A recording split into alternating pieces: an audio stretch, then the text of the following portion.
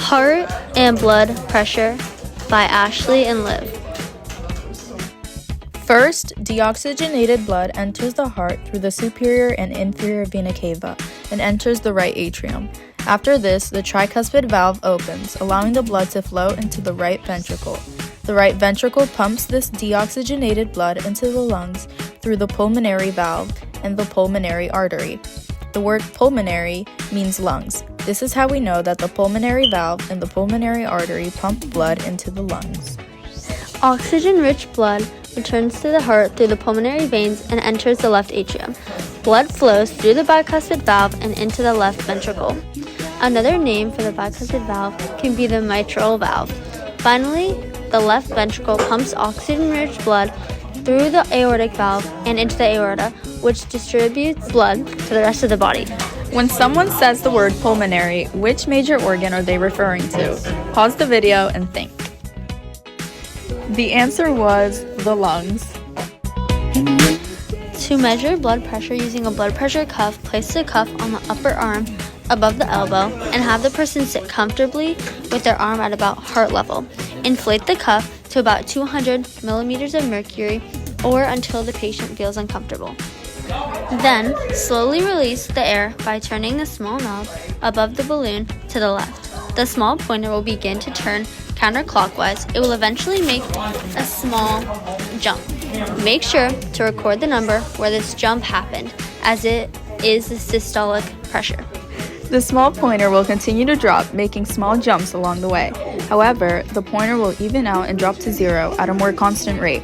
Make sure to record the number where the pointer evens out because this is the diastolic pressure.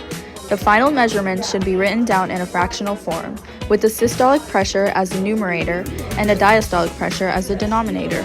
A normal blood pressure reading is less than 120 over 80 millimeters of mercury, also written as mmHg. Diastolic pressure is the pressure in your arteries when your heart rests between beats, while the systolic pressure is the amount of blood pressure during the contraction of the ventricles. This could also be said as the pressure in your arteries when your heart beats. Finding your resting heart rate is pretty simple. All you have to do is make sure you're sitting down and have been at rest for at least 5 minutes or so. After this, find your pulse on the side of your neck, just under your jawline. You can find your pulse in other areas, but this is the spot where you can feel it the best.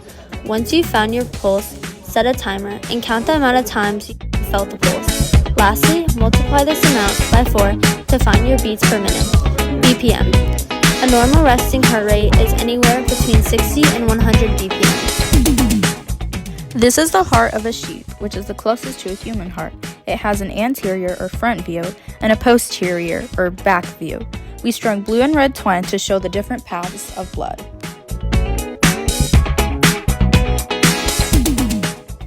This is the heart from a different perspective.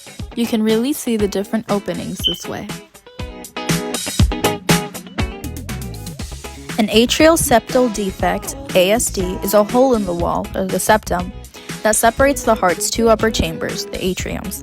This hole allows blood flow between the left and right sides of the heart, which can make the heart work harder and over time lead to issues like lung damage and/or heart failure if untreated. Many people with small ASDs have no symptoms, but larger ones might need medical treatment or surgery to close the hole. In what sections of the heart do the different types of blood mix? Pause the video now and think. The answer was the atriums.